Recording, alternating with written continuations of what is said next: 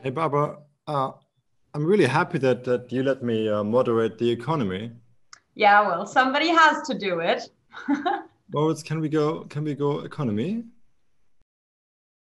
I feel as incompetent as anyone when it comes to the economy. But John Thackara and Michael Bauwens, two of our guests in this session, have really shaped my path when I was a design student looking for more critical engagement and vision. I actually interviewed Michael back when I was studying in Glasgow because I was so thrilled to finally meet someone who brought critical thinking and design together in a way that I hadn't really encountered before. Yeah, well, in many ways, this session is not about the economy, but about how we might identify, strengthen, and build alternative economies that do not reinforce and rely on notions of progress and growth that we know are hugely problematic. We'll discuss old concepts that have gained new momentum and form, such as the commons or peer-to-peer networks of value creation and exchange. By doing so, this session poses the question how we might develop alternative models of labor, production, consumption, valuation, and decision-making. We'll start with a video message from John Thackara. Immediately after John's contribution, we'll enter the panel discussion with Michael Bauwens, Susanne Kadner, and Richard Wolff. And I will be there taking questions from Telegram, so please join the discussion on Telegram too. And with that said, I think we're ready for John Thackara.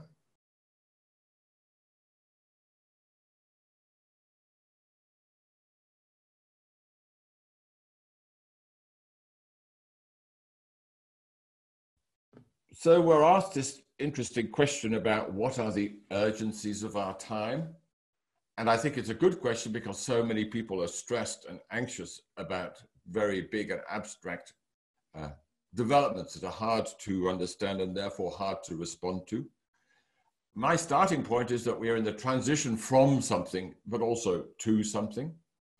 What we're in a transition from is a history that arguably goes back 500 years or more, the history of capitalism as the DNA of the economy, as the logic that structures the transactions of our daily life. And so for that to be unwinding, which I think it is the end of a very long process that is unlikely to happen in a calm way. In the shorter time frame, we can say that we're seeing the unwinding of the neoliberal period of 50 years. A bit less of my whole life has been occupied by that mental picture of the world. Or as my friend Cormac Russell says, maybe things are not getting worse in the world, they're just getting uncovered, that the things that appear to us as a crisis at the moment are actually phenomena that were always there, the energy intensity of the economy, the DNA of perpetual growth, and so on.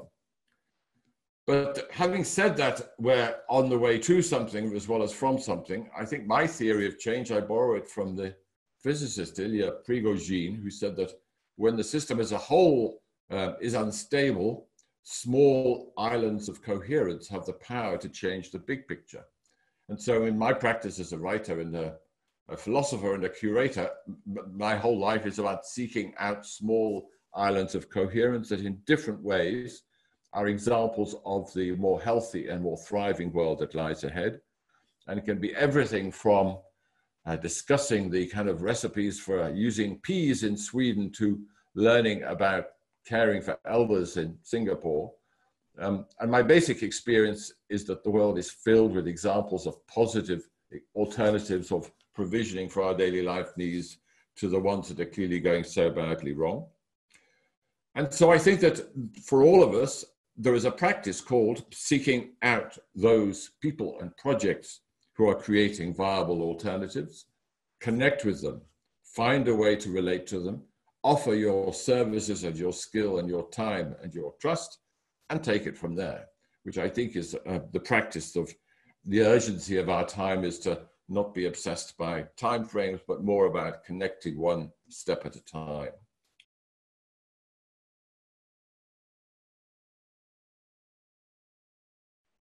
There is a sense that we have a crisis of imagination. I don't actually like to think that we have a crisis of imagination. I think we have a crisis of attention, a crisis of distraction.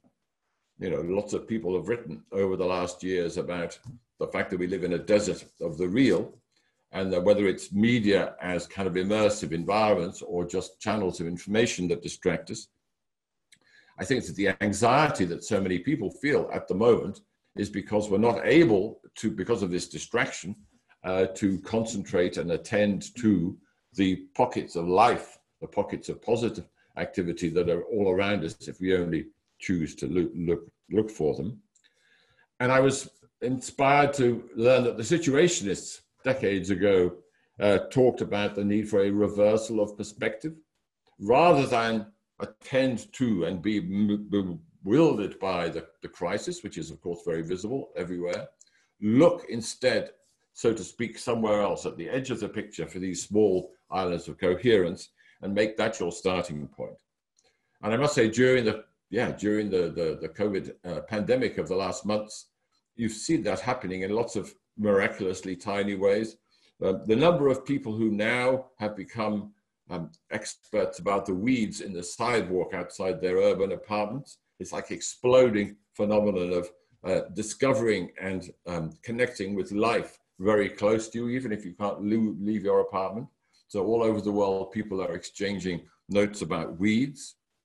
Small acts of care everywhere happening, not visible, not reporting because of the kind of clamor of the crisis. Small acts of hospitality and generosity, often to do with food. I live in a small village in France, and everywhere I go in this small village, I see people caring for each other in small micro ways, just out of a kind of instinct for that to be a way to go on.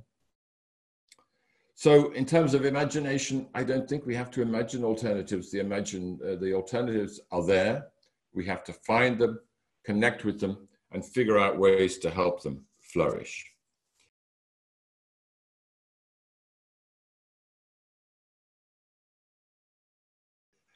I think that, again, we have to move away from this obsession with productivity and growth. Of course, everybody is saying that in words, but I want to give you a practical example of who is going to care for elder people. That's a big discussion. You've seen all sorts of different crises in the pandemic, but also more generally over the last many years. And then the two things that I've learned is that if you change that question, say, where in the world do elderly people, do they not have the anxiety of being looked after? Firstly, in large amounts of Asia, where a Confucian duty of care to elder people is built into the culture and is not regarded as exceptional, and all sorts of practical consequences that follow from that. So we in the West have invented this horrible anxiety-creating doubts about elder care. And then secondly, there are parts of Europe where we are in this event where you have incredible pockets of alternatives that mysteriously don't get attended to, such as in northern Italy, where something like 15,000 autonomous care cooperatives provide a big proportion of the kind of social welfare and social support and social solidarity that the rest of us think has disappeared, working with municipalities. So there's a good example of a pocket of an alternative that we can learn from. We don't need to use our imagination for that.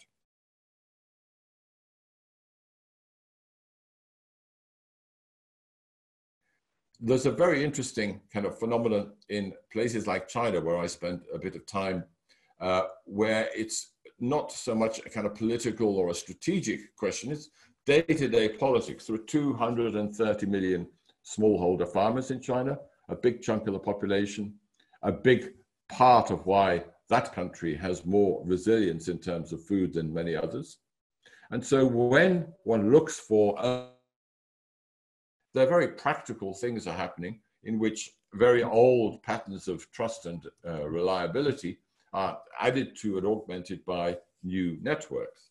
So for example, the live streaming connections between farmers in the countryside and the people who eat their food in the city are exploding in an amazing way. And things that we in Europe talk about is in terms of, wouldn't it be nice if we had a better relationship with the farmers? In China, they say, yes, it would be nice. And by the way, here are the infrastructure for that to happen. And this word infrastructure, I think, is at the key of what we can do, having made the kind of cultural and psychological and political choice to look for the alternatives, to look for the small islands of coherence. Once that is at the center of our attention, it is true there are many things that can be done to create connectivity and help them to thrive. And so this notion of social infrastructure, for me, is where those of us with a design kind of tendency, or those of us looking for ways of directing state spending or state support, social infrastructure is the kind of area which generates work and jobs and livelihoods. It combines new tools such as the platform cooperatives using media with old traditions that have been proven to work, and indeed for thousands of years was how we organized things in the past.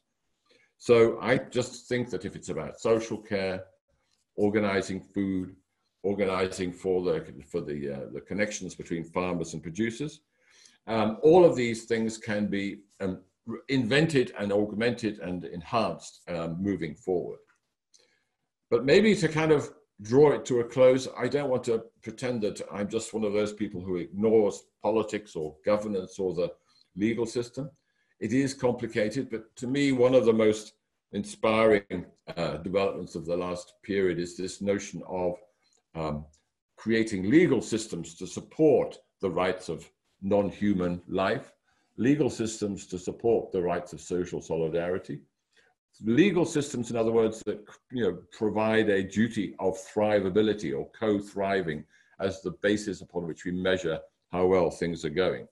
So the rights of nature, the rights of non-humans, the rights of social systems to provide solidarity without the profit or money motive being in the middle. All of this is coming along. And I think that we have this convergence of these small islands of coherence, the infrastructures to enable those islands to connect with each other, and the legal and governance systems from another direction, helping to give the whole package a strength and dynamism which it hasn't had before.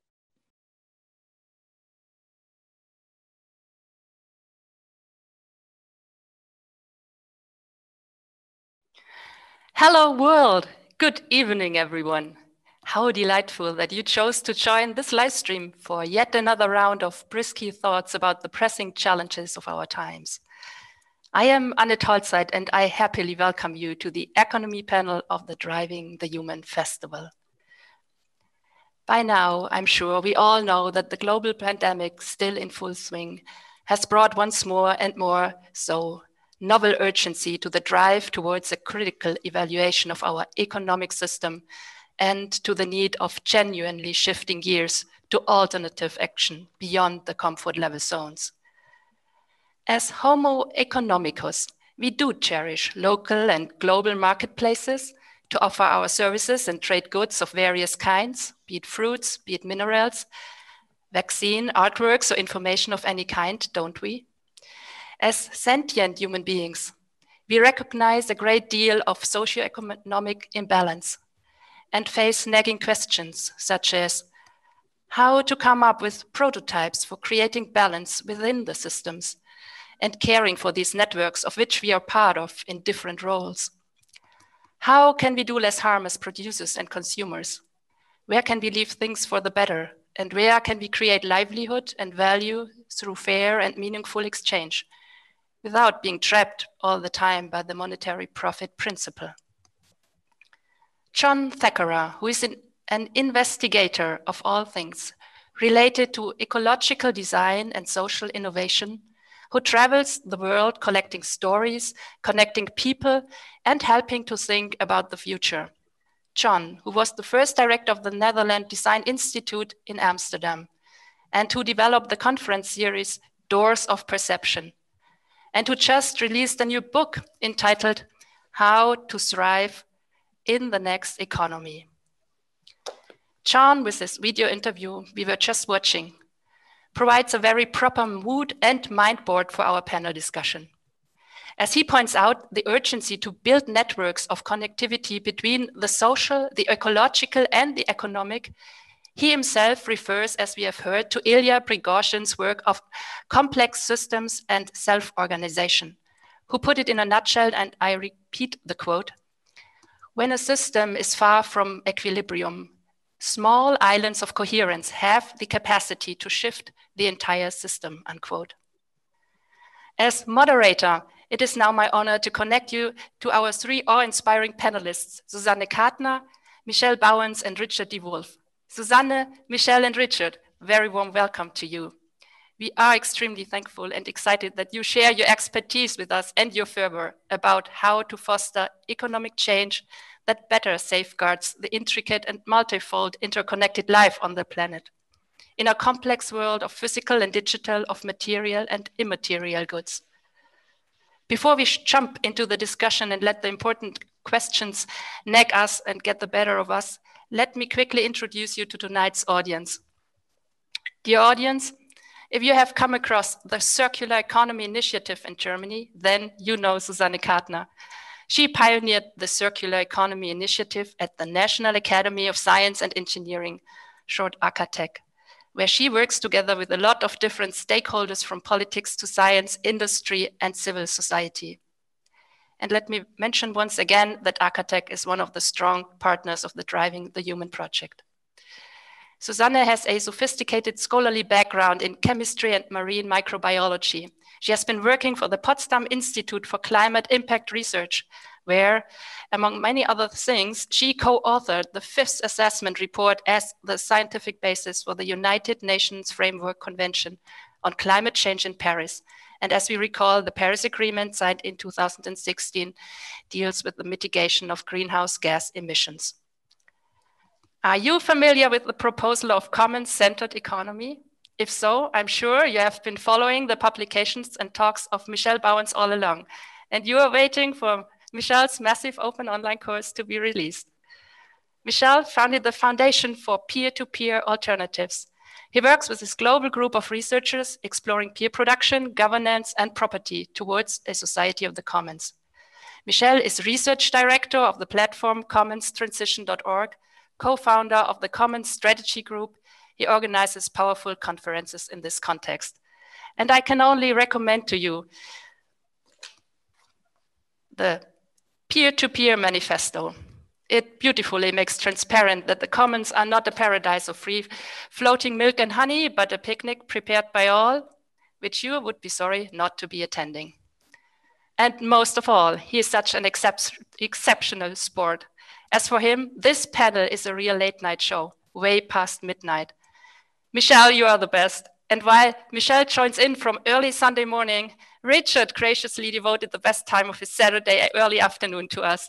So, well, if you are in care about democracy at work as a means to economic justice and have an urge for mind-stunning lectures and texts on economy, you must be well acquainted with Richard de Wolff. Richard is Professor Emeritus of Economics at the University of Massachusetts in Amherst and lectures and publishes widely and with great passion. The sickness is the system. When capitalism fails to save us from pandemics or itself, is his latest book. Don't skip it, but read it, share it, discuss it with friends and colleagues, and pass it on. So, as you can hear, we got quite some common interest and compassionate fire burning here on the panel against symptoms of cooling off and crystallizing in crisis. Please, dear audience, feel cordially invited to connect to this energy of the panel and contribute to the conversation via the Driving the Human Telegram chat. Julian, one of the moderators, will bring in your questions at the end and you prepare them on the Telegram chat. So Richard, let's start the conversation. And I think when we think about economic change, changing the system, we have to talk at first a little bit about values. When we talk about economic change, what comes to your mind when we think about economic value issues that you observe today when you look at differences and similarities between Europe and the US? And as you do, you always take also an historical perspective on it. Thank you very much, Anett, and I appreciate very much this opportunity to have a conversation with all of you.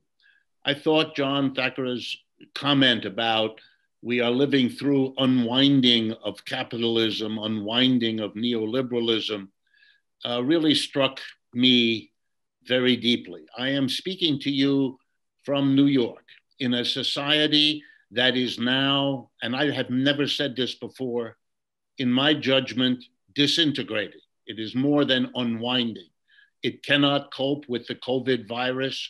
It cannot cope with its extreme crash of its capitalist economic system, its internal racial problems, its failure to deal with the climate. These are problems that have all come together, and they give this country, all of us, a sense of disintegration. The election we have just gone through, and which is not yet resolved, is a symptom. The president who lost that election is a symptom. And unfortunately, the president about to replace him is also a symptom. This is a society not only in extremis of unwinding, to use John's phrase, but it has no idea how to cope. And as a result, it is beginning to ask what have been taboo questions about basic values and about basic questions in economics, and to look for, without being explicitly aware of it, those islands of difference that John referred to. One of those islands is, in my judgment, and I am an economist by training and by profession, has to do with how we organize the economy. And while that is an obvious question, you might be surprised to know that while the profession has spent a great deal of time trying to understand how to accomplish the exchange of goods with one another, or how to explain the prices at which they exchange, the organization of the process itself has gotten very little attention, and it is our conviction, certainly mine, that that is no accident, that the refusal to deal with that question hides a desire not to be confronted with one of those little islands that speaks volumes. So let me very briefly outline the values that we have that bring us to this. They are ironically the values with which capitalism came into the world. You know, the French Revolution with liberté, égalité, fraternité, the American Revolution, which added democracy. These values, which were used to justify the transition from feudalism to capitalism, those values which brought many to support a capitalism they otherwise would not have supported, those values have not been realized by capitalism. We don't have equality. We don't have fraternity. We don't have democracy. We don't have any of those things. And yet they were promised. And the interesting question is, why was the promise not kept? I take at their value the promises of those original strugglers for capitalism that they wanted those things, but they haven't been able to produce them. We have a capitalism that is unstable. Every 4 to 7 years, an economic crash.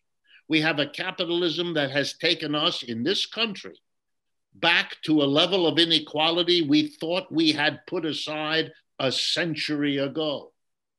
We have a system that cannot protect our public health, cannot secure jobs for tens of millions of our citizens. Well, then where might we find the values of liberty, equality, fraternity, and democracy? My answer, and the answer I think is the promise of the future, a human future, is to face the fact that we organize in capitalism our enterprises, factories, stores, offices, in a fundamentally anti-democratic way. A tiny group of people at the top make the key decisions. They decide what the enterprise produces, what technology it uses, where the production occurs, and what is done with the product that everybody has helped to produce. The mass of the people, the employees, do not participate in those decisions, certainly not in a decisive way. Democracy would require it, but capitalism has simply nullified democracy in the workplace. That is its hallmark, and that is the roots of its failure. The inability to overcome inequality is because the tiny group at the top in every enterprise arrogates to itself the bulk of the wealth. That's why all the programs to overcome inequality are either ineffective or much less effective than all of us would wish them to be. The obstacle we can deal with is to transform the workplace, to finally bring the values of democracy and equality right into the core of all enterprises. One person, one vote. We decide together democratically what we produce, how we produce, where we produce, and what we do with the output. Yes, that's a revolutionary transformation, but without it, the projects of capitalism, including the values most of us support, will continue not to be realized.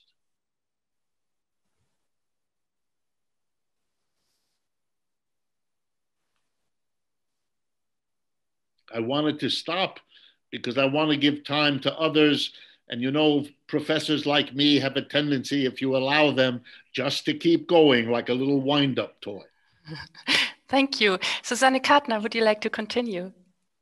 Thanks, Richard, for your very, very interesting and good first introduction to this topic, introduction of value, introduction of responsibilities that we all carry in the economy. And I'd like to take it from there, talking about our perspective of values in a circular economy, because some of the points you raised certainly resonate with me and some of the criticism I'm bringing up as well. What we think is certainly that when we talk about a circular economy, we need a new understanding of values, that's for sure. If we look back since the 1950s, how progress is measured, it's really interesting to see. GDP, gross domestic product, has gone up, but if you look at other indicators, for example, like the genuine progress indicator, we see it has leveled. So there's limited societal progress, and most certainly from the environmental perspective, it has been disastrous. We've seen some of the consequences of what we have done to our environment. So this means our current linear model of production and consumption has brought us to the point where we are now. And this is due to the fact that some of this, well, mostly we produce things, materials, products, just to use them and then to dump them or to burn them. And if we want to change this, we think there needs to be a fundamental change of the values. So in the past or at current, when we look at value creation, this is when labor turns resources into products or materials. And that has been sort of the focus of our sort of like economic model so far. And this is what we measure with gross domestic product, for example. But if we want to make this transition into a circular economy, we need to think about value retention. I think this is very crucially important. In Germany, we have a long tradition, of course, to, well, look at this value retention, but we talk about recycling. And again, this is very much at the end of life of products where we are starting to intervene. But these interventions, this retention needs to come much earlier before we sort of like dump things because they don't work anymore. There are different levers that we can use. We need to repair things. We need to remanufacture them. We can sell them as new with new added warranties, for example. We need to share products much more. So the utilization levels are much higher. And there is a slow development that we see that value retention becomes interesting. There are being certain business models are being developed, but we are at the very beginning of this at the moment. Also, and that's another point, because some of these business models for value retention are prohibitively expensive at the moment. They're very much labor intensive, but there's limited incentives for businesses to go there because the taxes on labor are really high. And in contrast to that, the taxes on resources are sometimes very low, or they're sometimes even subsidized. So that's really sort of like a crucial conflict that we are facing there. The third point is, I think we need to have a new appreciation of value for each of us in society. There needs to be a a clearness about that every product and all the material that we use comes with a certain environmental footprint. You know, it's taken out of the earth, its production has used resources, water, soil, for example, or something like that. And so the prices that we see of those products is not reflective of what they really are. So we need this true cost pricing as a very fundamental change of how we deal with these things. There is an idea, the so-called acatech project, and I like to bring this into the discussion as well, because it says tax pollution, not people. You know, because our current system, we've seen it causes unemployment. Richard has mentioned this. It causes overconsumption and it causes pollution. So we have to reverse this logic. And one way to reverse this logic is to create different incentives. And one of that is this sort of called acatech approach, where we raise the taxes on resources, which are finite, and we reduce this resources, the taxes on labor, to have a different sort of incentive that these models, these more labor intensive models can really be implemented. So to bring this together, I think, as I said, at the one hand side, we need this true cost pricing approach. We need to see what the true impact of our consumption is, of those production methods that we have. And that's the next step. We also need to refocus from this pure value creation to a different mode of understanding what progress is. And I think this is a discussion that certainly does not just happen in the precincts of a circular economy discussion, but here we focus on well-being. We focus on the question of what do we measure? Is it really just GDP, or do we really need other indicators to truly show us the progress that we are making or that we are not making? And a really, really fundamental discussion in society, what contributes for us to an individual quality of life that's really sort of like not necessarily defined by the consumption levels that we have or the economic status that we enjoy. So, and with that, I think I would like to hand over to Michel, because I think you have thought a lot about this, and your investigations into the comments probably reflect some of those thoughts as well. Yes, thank you. Yes, I'm quite complimentary in my work to what John Thackara said, what he calls these islands of coherence, but I call them seed forms. And the reason I call them seed forms is because I think that every huge transformation in the past was also a value revolution. Think about feudalism, where the value is in the land. And then in capitalism, it's really labor productivity, right? So it was a change in a value regime. And so what I'm saying is that we see the emergence of a new value regime, which is a contributory value regime. So when I talk about peer-to-peer, I mean that we have this capacity right now to scale cooperation at a translocal and transnational level. And that, for example, you know, you do permaculture, which may seem like a small thing, and you have your feet in the mud, you're very local. But today you're connected to the global network of all permaculturists, and you're learning from each other practically in real time. So we're creating these new value networks which work around a contributory value regime. And I want to briefly explain what it is. So if you have the capacity to contribute to a common project, and what we call without permission, as now happening in free software, open design, you don't want only a few people to capture the value, because everybody in the network has collaborated, right? So you start seeing the world not as a commodity thing that is produced by paid labor, but as a common value that is produced by contributions. And then you engage with the market, but it's already derivative from the common value. And so here's the problem. The way we see value, and that includes the left, is we see value as coming from extraction. Is by extracting from labor and nature that we create wealth. And so all the people who are engaged in actually healing the world, in doing care, in generating, you know, better communities and improving the web of life rather than destroying it, they are not funded, because that is not recognized as value. So we need either taxation or philanthropy to fund the people who are doing good things. And that is fundamentally wrong. And I think it's also in harmony with what you say about, you know, measuring value differently. So we have to look at contributory value, and basically what I think is we have to look at how to fund this more directly. And I want to give you an example to make that clear. So in France, there is a very successful community land trust movement, and it has like a 100 million euro capital. It buys up land, puts it in a trust so that it can give cheap rent to organic farmers, which otherwise cannot find the means to do that. And so they've calculated already in 2016, that their work is saving the French state 350 million euro in depollution costs. So there you have the problem, right? Positive externalities are not counted. Facebook does not recognize that its value is co-created by all the people using it, because otherwise they would have no attention to sell. And this is really systematic in our society. So the point I'm then making is that we have to recognize the commons as a real institution. So it's not just anymore about the state and the market, and the left saying, you know, we need more state to regulate the market and distribute in a more fair way, or the right saying we need more freedom so that we can, you know, have more entrepreneurship.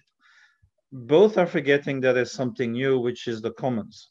And we need to recognize the commons, and especially in an era where we're destroying the planet. Historically, you know, whenever an extractive regime overused its regional planetary boundaries, when it went into collapse, the commons came up as the healing mechanism. And we thought we had escaped this, you know, under capitalism because of technology innovation. We didn't. We just postponed it for 400 years. And now the whole earth is in collapse. So that's why I think we need the commons as you know, a core of our society, with the state, a partner state to support it, and a generative market to support it. So adapting market and state forms to the needs of the, you know, contributors in the commons. So I switch now to the second issue, which is the systems. I want to make 2 points about this. I just mentioned the partner state and why this is so important. So in Italy, we had the Bologna regulation for the care and regeneration of the urban commons. So what is that? That is a public commons cooperation protocol. The first year, they had 100 projects. The second year, 300 projects. Today, 250 cities have taken that over, and 1 million Italians are engaged in urban commonings, in improving and caring for their urban resources.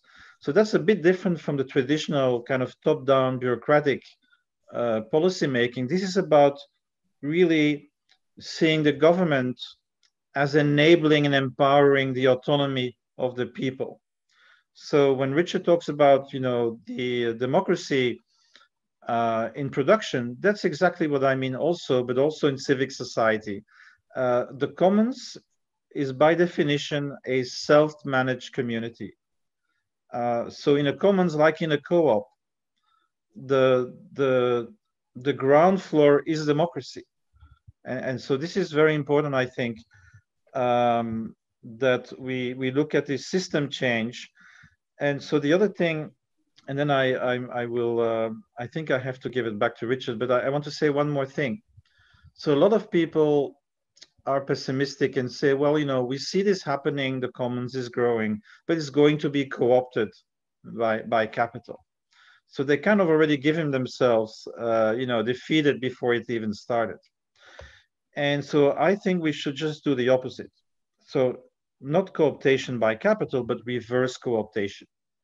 We should have policies as commoners that we create new kinds of common property.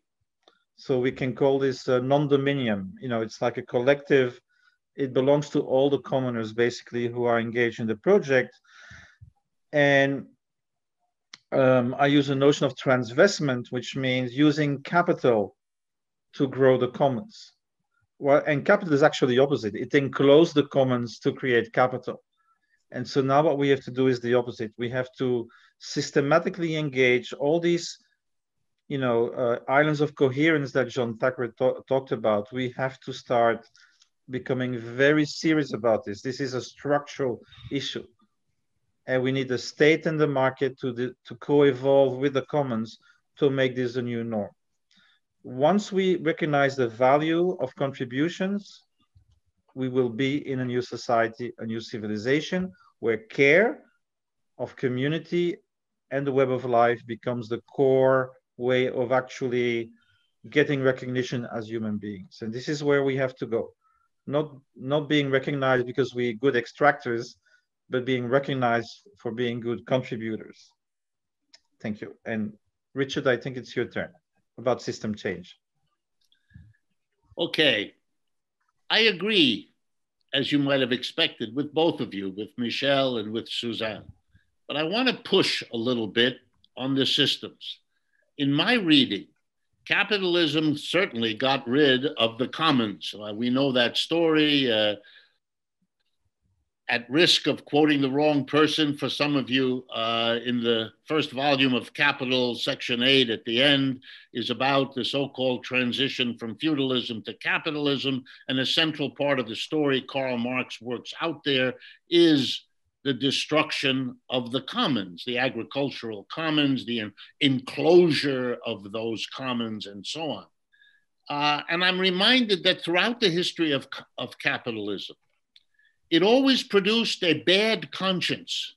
Somewhere, the employer knows that he's ripping off the employees. Oh, sure, he or she denies it. Oh, sure, they give examples. But fundamentally, what they say and listen to in church on Sunday is the same thing they ignore the rest of the days of the week, which is part of why they go on Sunday, to feel less awful about who they are and what they do. Why do I say it?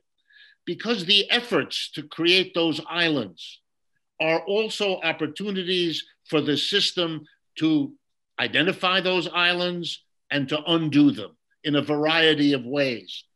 Undo the very effort to be collective, to be communitarian, to be cooperative. So I don't want that bad outcome again. So when I listen to Michel, I say to myself, absolutely, these are the values that are bringing people to the projects of the commons. But in order for them not to be undone, we have to, at the same time, directly confront and transform where the awful, authoritarian, hierarchical, anti-democratic organizational power and impulse comes from. And that's from the enterprises, the capitalist enterprises that dominate the world of production and circulation now. Another way of putting it, we teach in economics that there are those costs and those benefits which the capitalist has to pay as a cost and gets into his hands as a benefit, and that those are all the costs that matter, so those are the only ones that they count. And then we have our Susanne and others pointing out absolutely that there are those externalities, those costs not counted by this system, which we now have to fix the damage to our planet done by a capitalism that did not want to and was not forced to count the costs of its own behavior. I don't expect capitalists to be willing to change any of that. I live in a society where I'm taught that lesson literally every day. So therefore, for me, to be the ally to Michel and Susanne, I want to be, pushes me to say, it is, as has been understood, it is the system too, the system that we have organized the bulk of our production that has to be directly confronted and transformed in alliance with the projects for a commons, absolutely. And the commons can be a model for that which we do in the enterprise, absolutely agreed. But I do want to stress that we live in what is still very much a capitalist system, and the folks who make business off of that are determined to keep it. And we have to face that and make part of our strategy the confrontation. And we can now do it because the model of a worker cooperative is an alternative to which people disgusted with capitalism And I live in a country where there are more of those people than I have ever seen or expected to see in my lifetime in this country. They're looking for something to go to. And these models of cooperative, not just in some common in the community, but in their workplace where they go 5 days a week and spend the bulk of their time, the idea that that could be transformed becomes itself a revolutionary consciousness. So let me turn it back to Susanne. Richard, thanks for this challenge of responding to you now. I'm trying my best. Well, I think the first point is that I want to make is go back to what you said about those efforts to build those islands of coherence. And if I'm looking at this through my circular economy glasses, it's very interesting and it's very nice to see what is happening there. You know, it's changes are taking place and this appreciation of the value of resources. There are neighborhood initiatives where you lend each other products that you use very rarely, drillers or ladders or things like that, you know. There's connections being built. You learn to meet new people which you haven't met before. So it's this little establishment of networks through sharing of resources, which I think is great. Joining or sharing knowledge on how to repair products like these repair cafes I just mentioned. So I think this is sort of like a first step where a different approach to using resources can contribute to building these sort of like islands of coherence where the social interaction plays an important part, but also the sort of like understanding that we need to have a new way of handling and being respectful to the products and things and materials that we surround ourselves with. Having said that, I think I wouldn't go as far to having this drastic criticism, or, well, I share some of the points of the criticism that you make to our current capitalist system, because I think we have the wrong indicators in it to measure the progress. We have orientated ourselves in the wrong values of what we need, that well-being and in the individual quality of life is something we need to orientate ourselves and the progress for. So I think this is dysfunctional, I fully agree. But I also think that we need to use this system and be pragmatic to make changes for the better. And I'm saying this because knowing about the environmental and the climate crisis that we are in, we need to make progress immediately. And I think the only way to make progress quickly is to work with companies and to show them there's a way of making business which is not so harming to the environment as we have done previously. We can show that there are different models where you can survive on as a business. And if you change your model from selling products and hoping they go bust as early as possible, because then you can sell new ones, we need to change our thinking about this. Maybe as the first step, you offer repair services as a package with this product, because then the incentive for you as a company obviously are higher, that it doesn't go dysfunctional so quickly. The next step would be that you rent or you lease these systems, for example, and again, you stay responsible for that they work as good and as long as possible, because otherwise it costs you money. Or you really go this really big next step, where you have these results-orientated services, where the consumer or the user basically just pays you, if we take the example of a washing machine, per washing cycle. And you stay the owner of this washing machine, you have to take it back if it goes bust, and that makes you responsible for how you build this system, and you're going to build it as long-lasting as possible. Otherwise, it's going to cost you money. So I think in that respect, businesses and companies can be your partners in being, informing, and creating this transition. But I need to add this as well.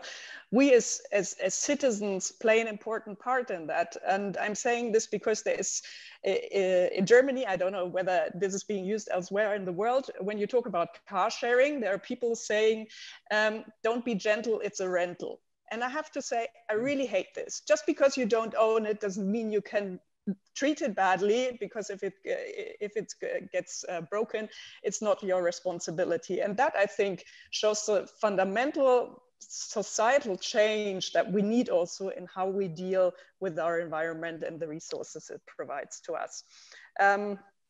So going back to what I said, you know, we as a citizen, as a consumer, we can be part of those networks. We can maybe also engage with companies as we sort of like become prosumers in the design processes of these products, or if we take renewable energy systems, if we put those panels on our roofs and sell some of the electricity that we are generating. And also in the broader sort of network perspective, coming back to sort of the business level, I don't think that we can rest with this idea that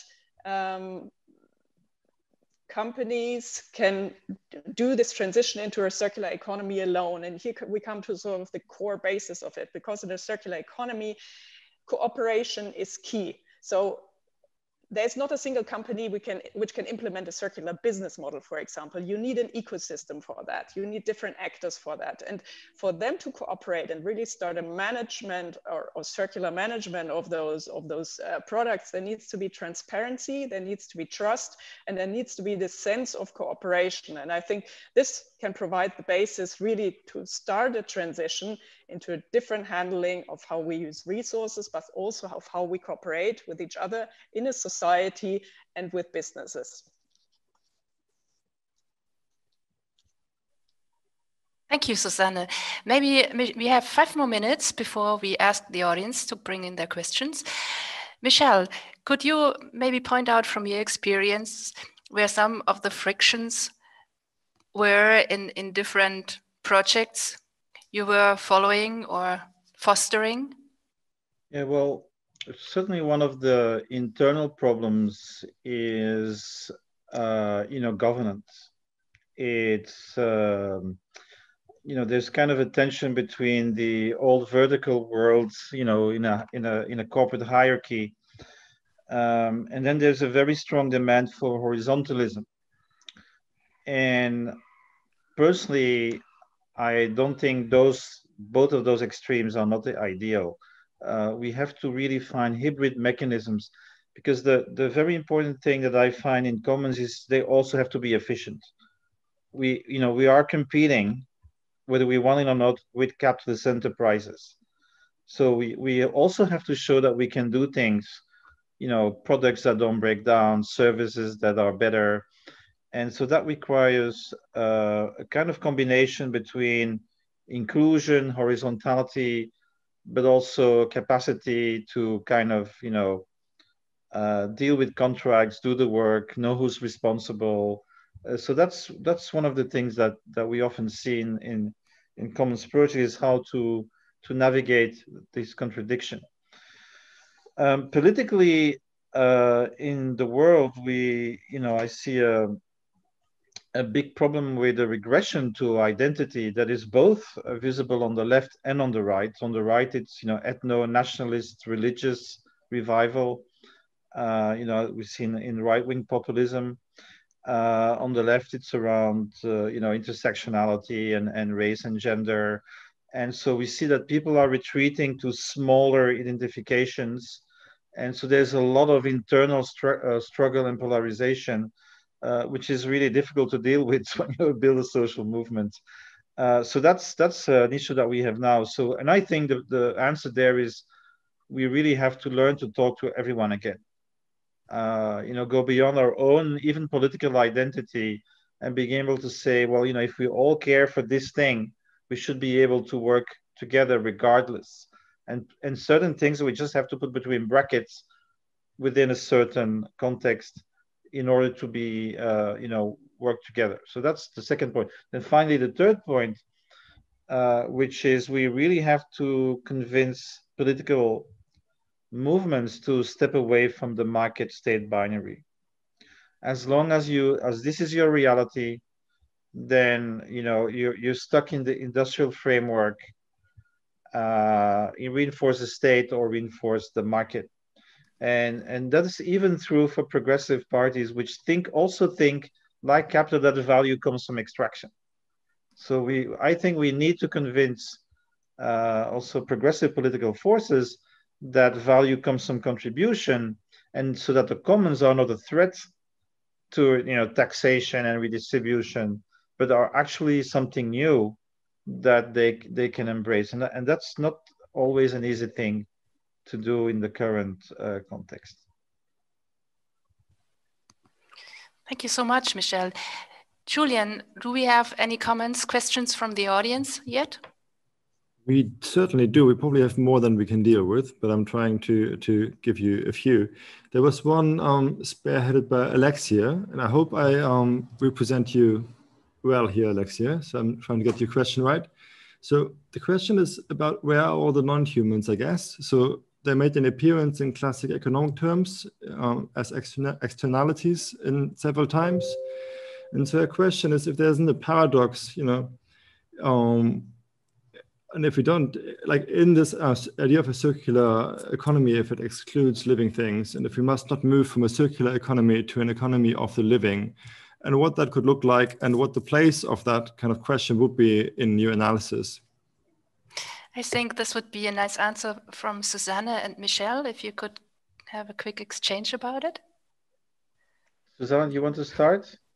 I'm going to start and then hand over to you. So thank you for this question. It's certainly a challenging one. And I wouldn't want to go as far that it's sort of a circular economy as such looks at just as resources, so the non-living material. If you look at the sort of impacts our current economy has, our linear system has, it's certainly climate change, it's certainly the frightening recession of biodiversity that we have seen.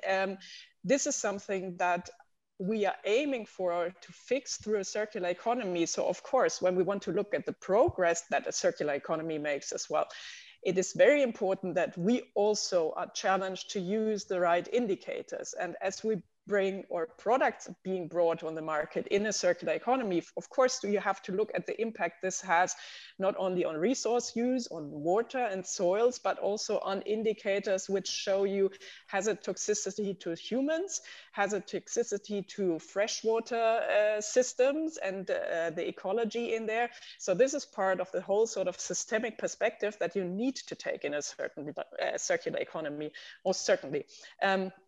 So that would be sort of like my direct response to this question of sort of like what is involved and what perspective is involved. And with that, I would hand over to you, Michel.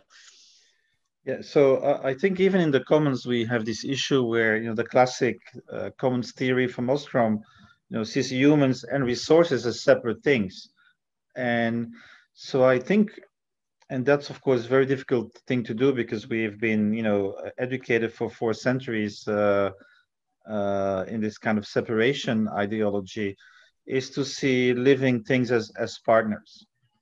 So not just as resources that we use, but kind of recognize it interdependence. Now, how can we practically do that? It's a difficult question, but I'm going to give you an example which some people may not like, but I think it's an interesting way of thinking.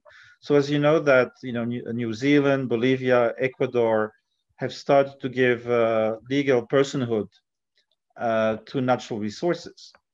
And let me add a little twist to that. So today we have blockchain technology, and I'm not hot on blockchain per se.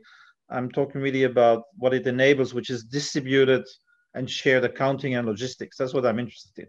The fact that we can now create ecosystems. And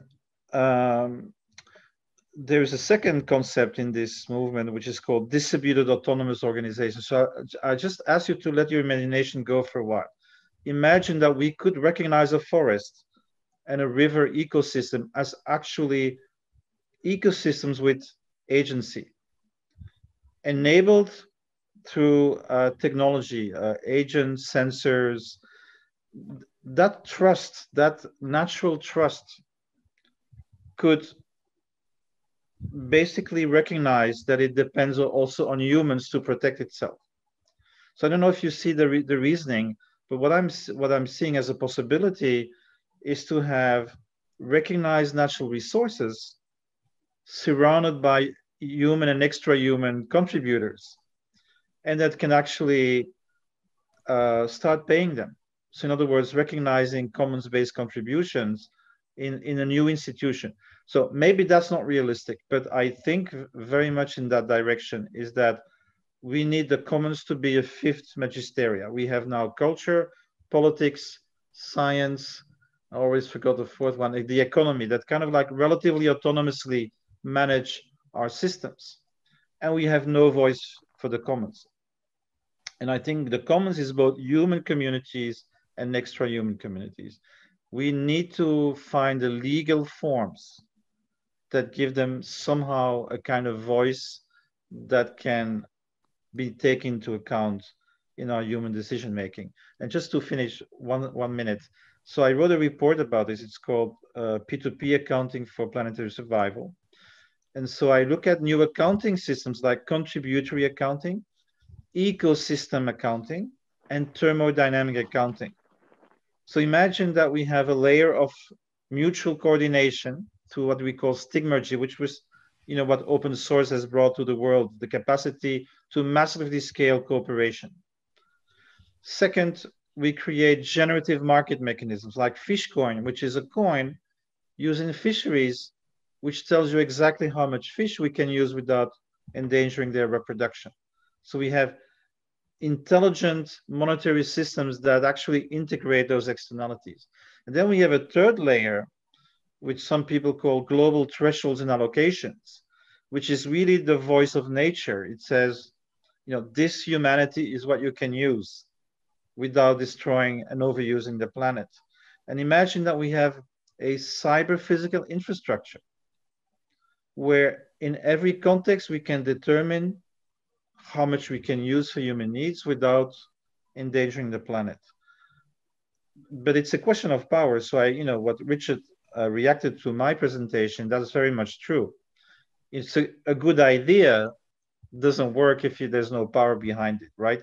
So this requires political and social struggle to recognize these new types of institutions which represent that common value, and that it also includes non-human actors. That's basically, I think, the direction I want to go in. Anett, could I add a thought? Absolutely, yes, please.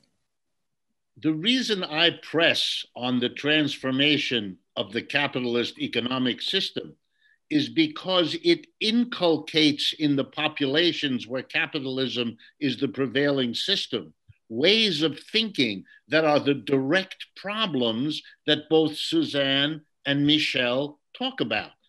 For example, the capitalist system says there is a single metric, profit, which rationalizes and justifies investment. You invest where the profit is probably the highest. This notion that you can reduce the complexity of an investment, a decision of how to use resources with all of its consequences, this complexity doesn't have to be answered in capitalism. The only question is, does it enhance my profit probably over the next 2 to 3 years? What it does in the long run, I'm not going to be here. I don't have to. That's just not the way the system works. It rewards me for doing what's profitable and punishes me for calculating all the externalities or even wasting my time thinking about it. We have a problem in our projects, valuable as they are, that they're constantly being undone by the logic of a capitalist system that seeps its way in to the culture and mentality of the very people we try to reach. That's why the transformation of that system has to be part of our project, or we will not succeed. Thank you, Richard. Should we do one more short question? Because we just got a nice one coming in from YouTube, actually. First of all, thanks for the great panel from Leonore. And she would like your advice to a kid. What would you recommend? What would you say? What is the most important thing to keep in your mind and heart when you start contributing to society? And maybe we do a short round of that and close with this. Richard, would you like to start? Yeah, I'd be glad to.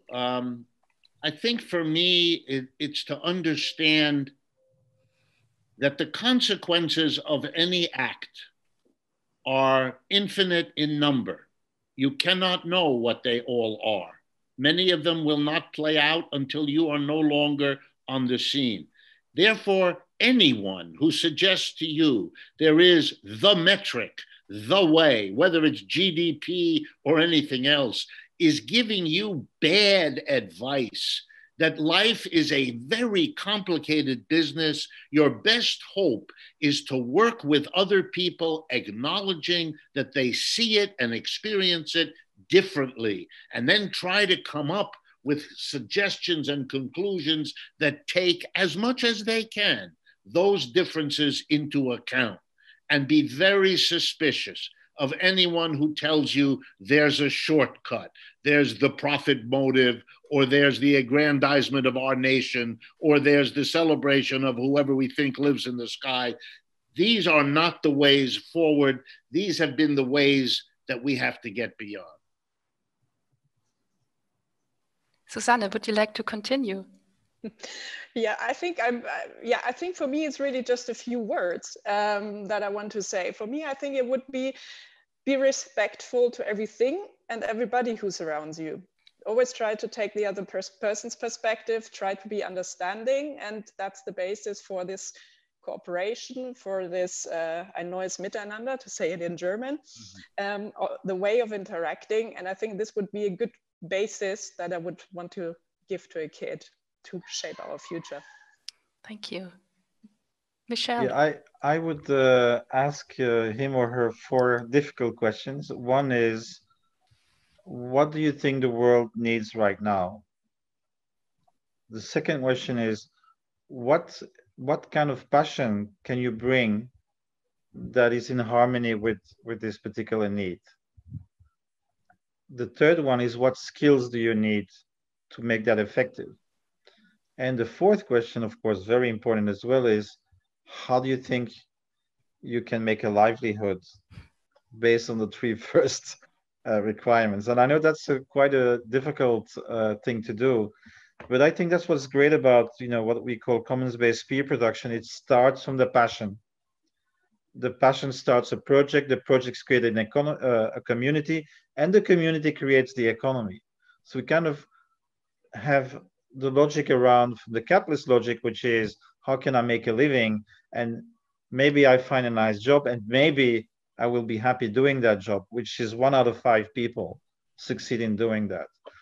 And the second way that I propose is more difficult, because you're taking a big risk.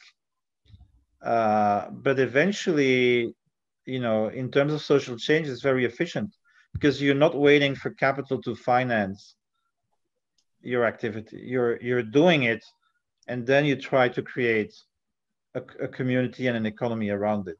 So that's kind of what I'm proposing. Thank you, Michel. Julian, that sounded like a design aspect as well.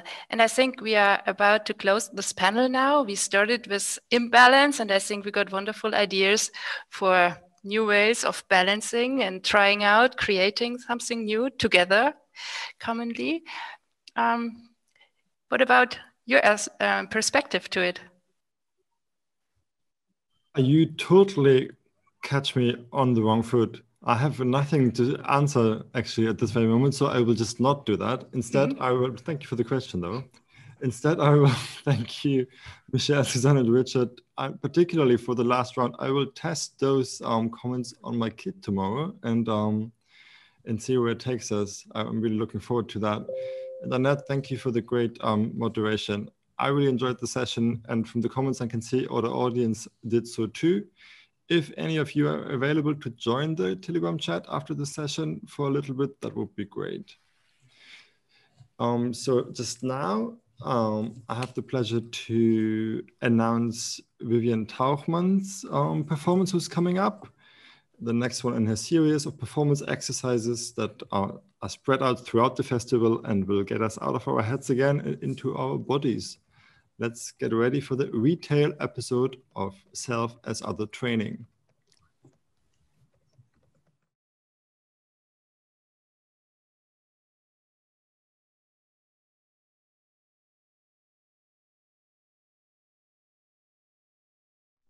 I would like to ask you to please stand up wherever you are at the moment. For the next couple of minutes, I want you to move your body by following my movements and the instructions. Bend arms. Move your left hand to the left side. Move your left hand back. Move your right hand to your left hand. Move your right hand to the right side. Move your left hand to the left side. Move your left hand back. Move your right hand to your left hand. Move your right hand to the right side. Move your left hand to the left side. Move your left hand back. Repeat continuously.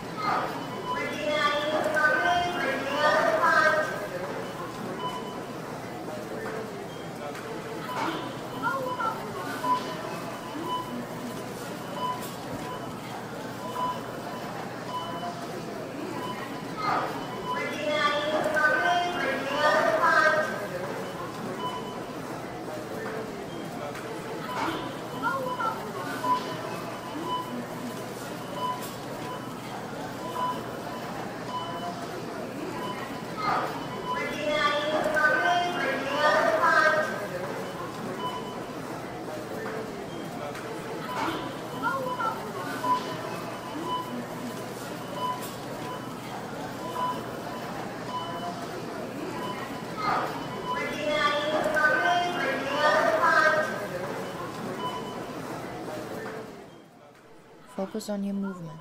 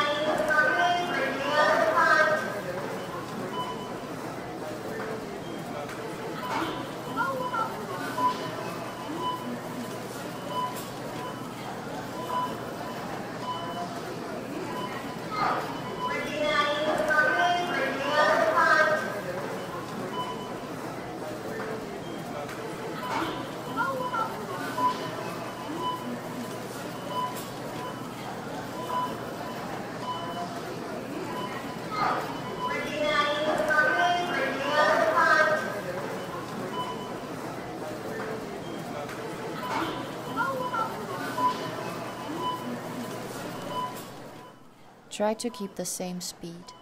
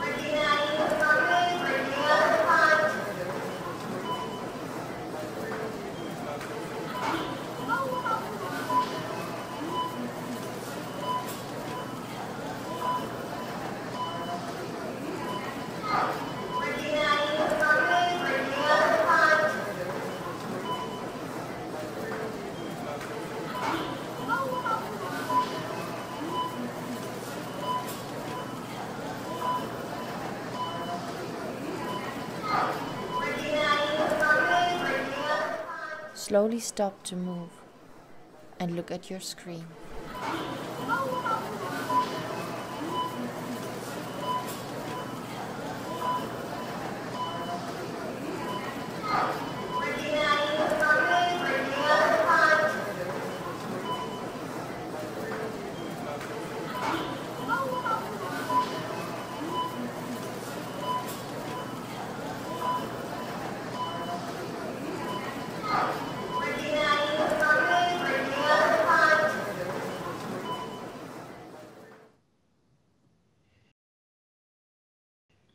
That was Self as Other Training Retail by Vivien Tauchmann. And I was just thinking to myself that we've been sitting in front of our displays for the whole day. And at the beginning, I thought, oh, that feels nice to move a little bit, but it became so repetitive that suddenly I understood that's the movement routine of another person, and it really hurts. Like after a while, it's, I don't know how it felt to you, Julian. I am quite sweaty actually after just three minutes of doing that. Yeah, I mean, if you want, you at home, if you like, you can exchange your experience and your thoughts about the performance of Vivien Tauchmann on Telegram. I think we would be quite curious to know what you think of it. Julian, what a ride. What a drive. What a second day. Thank you all for being with us. Thank you, Julian. Thank you, Barbara, and thank you all of you out there. Whatever drives you, have a good night. And see you tomorrow.